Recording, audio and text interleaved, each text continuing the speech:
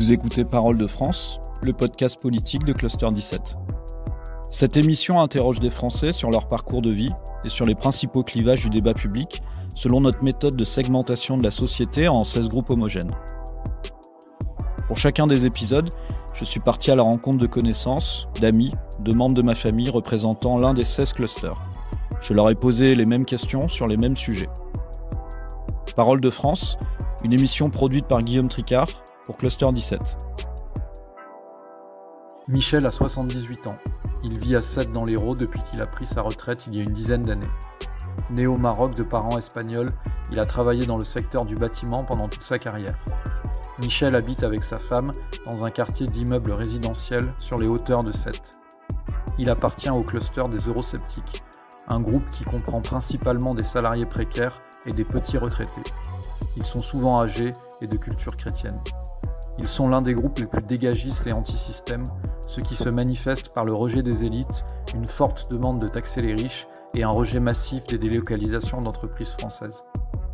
Les eurosceptiques sont également anti-mondialisation et très sceptiques à l'égard de la construction européenne. Hostiles à l'immigration et à l'islam, ils ne sont pas les plus radicaux sur la question. De même, ils sont clivés sur la question de l'adoption pour les couples homosexuels. Sur le plan économique, les eurosceptiques sont très divisés sur plusieurs sujets. Sur le plan électoral, ce cluster vote massivement pour le Rassemblement national depuis de nombreuses années. En 2022, c'est Marine Le Pen qui était arrivée largement en tête, rassemblant plus de 70% des voix au sein de ce groupe. Bon, Michel, bonjour. Bonjour, ça va, tu vas bien? Ça va et toi? Ça va.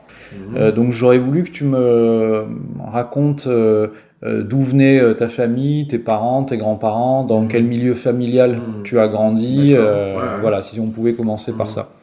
Bon alors déjà mes grands-parents, mes arrière-grands-parents venaient d'Argentine, je pense. Puis après, mes grands-parents sont en Espagne, de région de Malaga. Ils ont fui le régime de Franco. Ils sont arrivés au Maroc. Ma mère est née au Maroc. Qu'est-ce que faisaient tes parents quand toi tu es né? Moi, mon père, quand il est arrivé au Maroc, il ne parlait pas le français. Et au niveau du travail, il était livreur. Il livrait des pains de glace. Ma mère ne travaillait pas. Et un jour, comme mon père était un grand sportif, il était cycliste.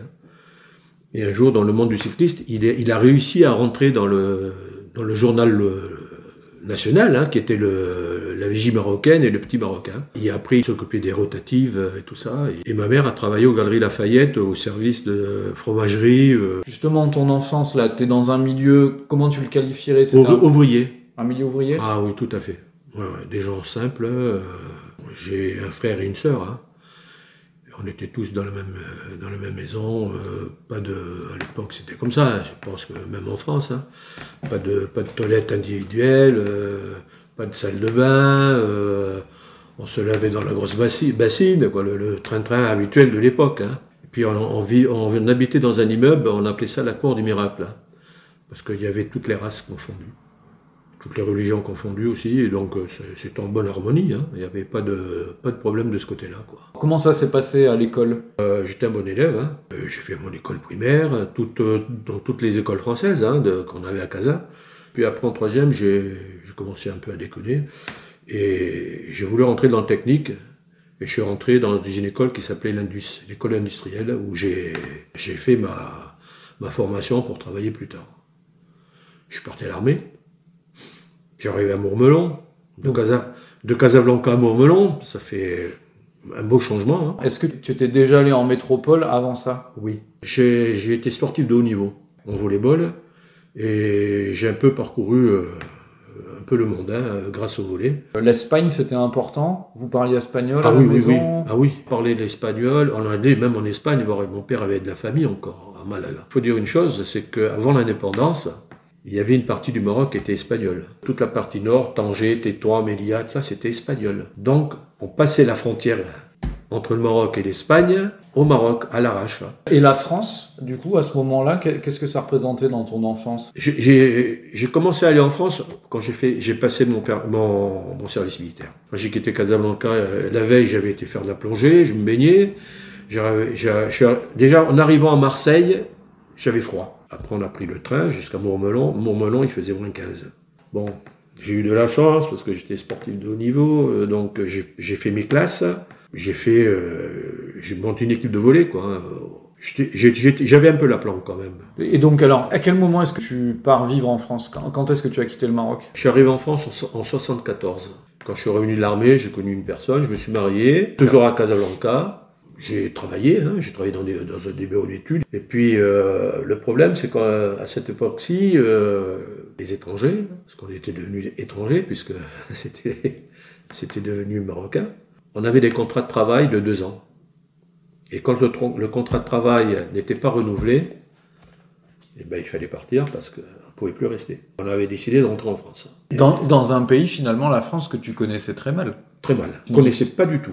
Et j'avais postulé dans les grandes villes, Marseille, Nice, parce que c'est le soleil, Lyon, et vraiment en dernier recours, Paris, quoi. Hein. Et c'est à Lyon qu'on a atterri.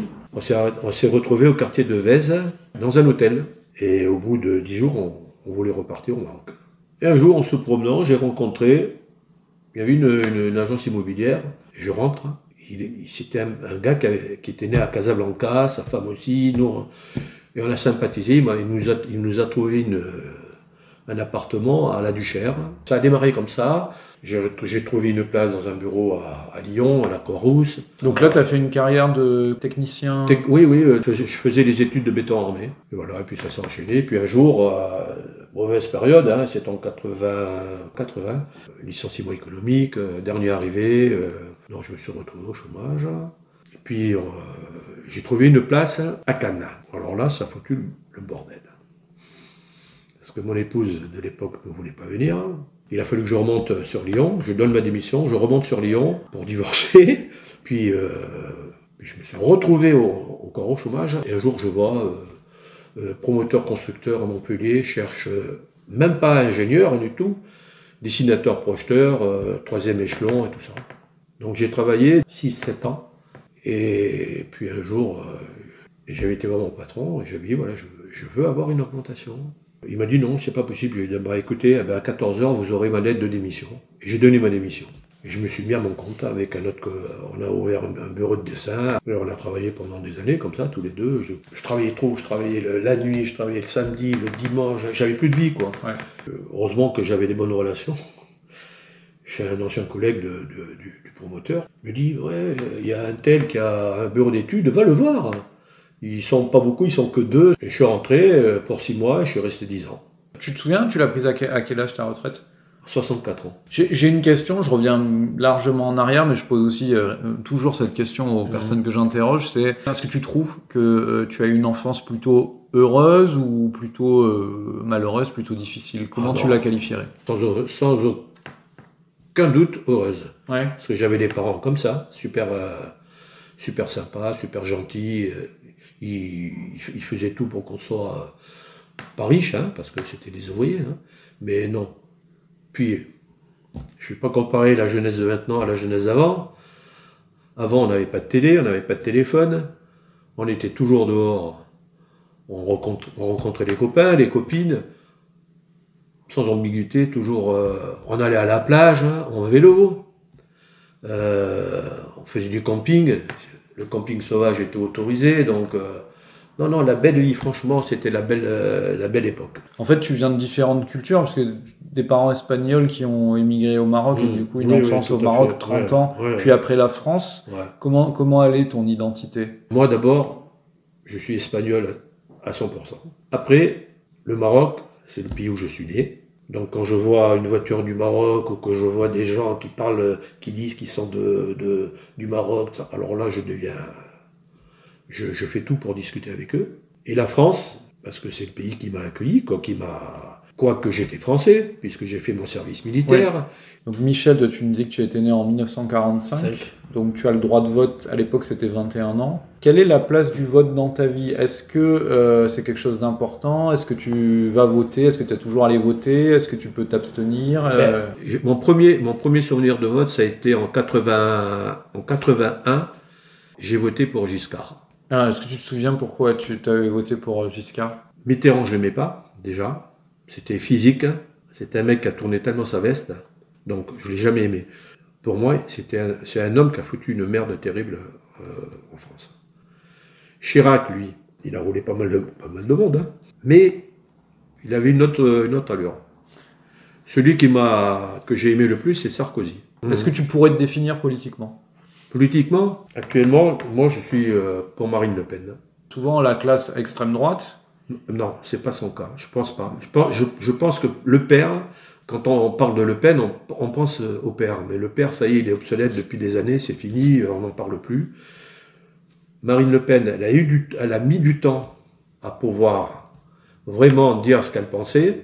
Et je pense qu'actuellement, elle est plus sociable que les socialistes. On a parlé de 80, donc c'est ton premier vote. Alors en 88, c'était Mitterrand contre Chirac. Là, tu avais voté pour Chirac. Ensuite, en 95, c'est Chirac contre Jospin. Chirac. En 2002, c'est Chirac contre Jean-Marie Le Pen. Chirac. Alors en 2007, là, le personnel politique change. Il y avait Sarkozy contre Ségolène Royal. Sarkozy. Et ensuite, Nicolas Sarkozy en 2012 contre François Hollande. Sarkozy. Ensuite, 2017, c'est un peu plus proche, Emmanuel Macron contre Marine Le Pen. Marine Le Pen. C'était l'an dernier, en 2022. Le Pen. Je te redonne les noms des candidats qui étaient à l'élection l'an dernier, et tu me dis rapidement ce que tu penses d'eux. Ouais. Sur le côté droit, il y avait Éric Zemmour. Alors, Éric Zemmour, il dit des vérités. Pour moi, il était un peu léger. Alors ensuite, Marine Le Pen. Marine Le Pen, je pense que c'est elle qui peut un peu rétablir l'équilibre. Qu'est-ce que tu apprécies dans ce qu'elle dit ou dans ce qu'elle incarne? Elle est d'abord pour les Français. D'abord, on s'occupe des vrais Français. Moi, qui suis d'origine espagnole, ça la fout mal quand même. Hein. Mais bon, ça fait tellement d'années que je suis plus français qu'espagnol maintenant. Même si au fond de moi-même, je ne peux pas renier mes origines. Mais voilà, moi, Marine Le Pen, c'est parce que la France d'abord, les autres après. Elle a mis du temps, mais maintenant, elle commence à être beaucoup plus sociale. Alors après, il y avait Valérie Pécresse. Niet, non. La droite, finalement, c'est le courant politique pour lequel tu as toujours voté, oui, toujours vécu, avant Marine Le Pen. Oui, mais parce qu'à l'époque, la droite, il y avait des costauds. Ok. Bon, Emmanuel Macron, donc, qui est président. Je l'aime pas. Je dis franchement, je l'aime pas. Il n'apporte rien. Anne Hidalgo. Alors, non. Yannick Jadot. C'est qui ça?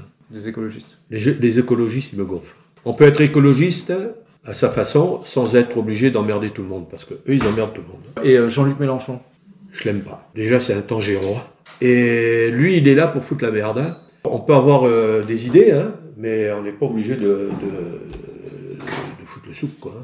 Donc tu m'as dit clairement que tu avais toujours voté pour des candidats de droite aux élections. Est-ce que tu te qualifierais de droite? Bien, oui, finalement. Mais j'ai un petit côté un peu social. J'aime pas ceux qui profitent du système et qui emmerdent tout le monde.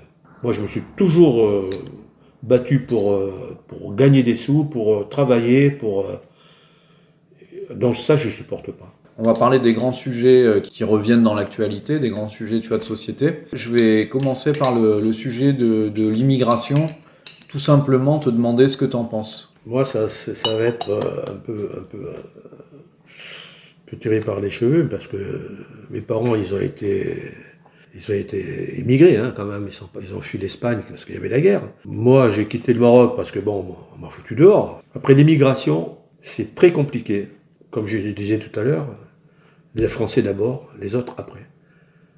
C'est vrai que ces peuples où il y a la guerre, comme en Ukraine, un peu partout, où ces Africains qui prennent des bateaux de fortune et qui... On peut pas prendre toute la misère du monde en France. Hein. Je suis contre l'immigration. Est-ce que c'est une évolution dans ta vie ou tu as toujours été assez hostile à l'immigration? Ben, c'est une évolution parce que j'ai constaté que moi, au début, quand je suis rentré en France, quand j'ai demandé de l'aide, on me l'a toujours refusé. Et les migrants, quand ils arrivent maintenant, on leur donne tout. Alors qu'on a des pauvres Français qui vivent certains dans leur bagnole. Donc, moi, d'abord les Français, les autres après. Je voulais te demander si toi, tu avais une religion. Ben, moi, j'ai été baptisé, j'ai fait ma première communion, mais Je suis très cartésien. Je crois qu'à ce que je vois et ce que je comprends. Est-ce que tu te définirais pas comme chrétien aujourd'hui? Je suis athée. Des fois, j'ai toujours à dire, mon Dieu, faites qu'il ne se passe rien pour mes enfants, mes petits-enfants. Mais au fond de moi, je ne crois pas. Et donc il y a une religion dont on parle plus que les autres ces dernières années en France et notamment l'an dernier pendant les élections, enfin ça arrive régulièrement, donc c'est l'islam. Qu'est-ce que tu penses de cette religion du coup? Moi l'islam, j'aime pas. Alors moi je suis pour les musulmans qui bossent en France, qui ont payé leurs impôts, qui ont élevé leurs enfants en France, qui ont participé à la vie française. Hein. Ceux-là, je les accepte, parce qu'ils ont autant de droits que les autres. D'ailleurs, la plupart sont français. Hein. Ceux qui le méritent, pas de problème. Ceux qui viennent pour foutre le bordel, ils restent chez eux. Par exemple, alors, il y a des questions autour de l'islam dont on a parlé là, qui sont dans l'actualité de temps en temps. Par exemple, la question du voile. Qu'est-ce que tu en penses, toi? Je ne suis pas pour le voile.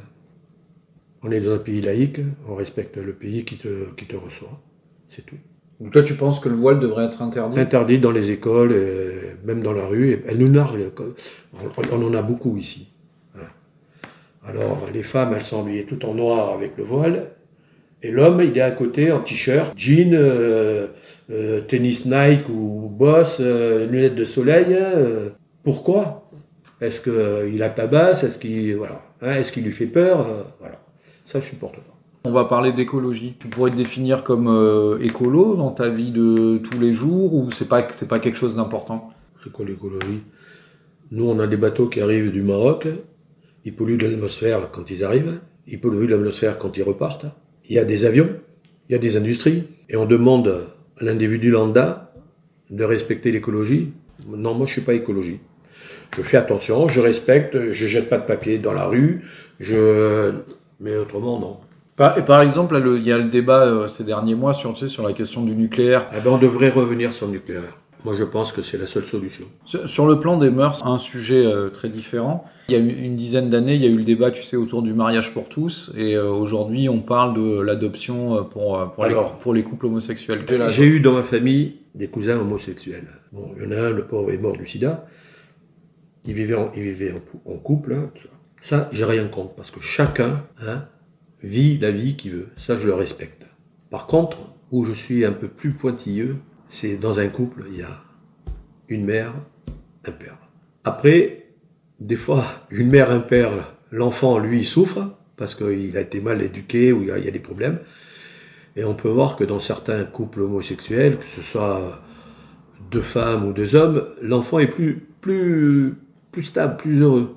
Donc ça se discute. Mais personnellement, pour moi, la famille, c'est papa, maman. On passe à un autre sujet, la fiscalité, le système d'impôt en France. Est-ce que tu trouves qu'il est plutôt juste ou au contraire plutôt injuste? À partir du moment où on travaille et qu'on nous demande de payer des impôts, quoi de plus logique? La TVA, on devrait la baisser, ça c'est évident, hein, ça irait beaucoup mieux pour tout le monde. Mais non, j'ai rien contre... ceux qui payent énormément d'impôts, c'est qu'ils touchent beaucoup d'argent à côté. Donc, non, moi je trouve que les impôts c'est nécessaire pour un pays. La question européenne, on ne l'a pas encore abordée. Est-ce que tu te sens toi européen ou au contraire est-ce que tu... Moi par rapport à l'Europe, je trouve que là, on est en train de perdre notre identité. On n'est plus la force, la grosse force qu'on était avant. La France était respectée, était redoutée, tout ça maintenant. Quand on veut décider un truc, il faut que ce soit Bruxelles qui décide. Et ça me gêne. J'ai pas voté pour l'Europe, j'ai voté contre. Ouais. À Maastricht, tu avais voté contre? J'ai voté contre. Et en 2005 aussi? Aussi, j'ai voté contre. Ouais. S'il y avait un Frexit, tu pourrais voter pour la sortie de la France de l'Union européenne? Ben non, parce que force de l'expérience des Anglais, oui, ils morfent quand même. Hein. Ils sont sortis de l'Europe, mais bon, ouais. Les Anglais c'est particulier parce que c'est une île. Hein. Ils ont profité au maximum des avantages, mais les inconvénients, ils ne les voulaient pas. Qu'est-ce qu'il faudrait faire alors pour la France dans l'Europe? Ben moi, pour la France, il faudrait éliminer certains pays. On aurait dû rester 7. On aurait dû rester comme ça. Là, on était fort. Un autre sujet qui est aussi important, c'est la question des services publics en France. Est-ce que les services publics, pour toi, c'est important? C'est important pour les personnes âgées, surtout. Ouais. Moi, je dis que c'est très important. Mais par contre, il faut leur donner une valeur à ces gens-là, parce que moi, j'ai passé pas mal de temps à l'hôpital, et moi, je tire mon chapeau aux médecins, aux infirmières, aux aides-soignantes, à tous ces métiers, mais il les faut. Alors, il y a eu un mouvement social, là, il y a quelques années maintenant, ça fait 5 ans, un grand mouvement qui s'est appelé le mouvement des Gilets jaunes. Qu'est-ce que tu en as pensé quand le mouvement est arrivé, et au fur et à mesure du temps? Ça a fait bizarre, au départ. Bon, après, j'ai adhéré à ma façon, quoi.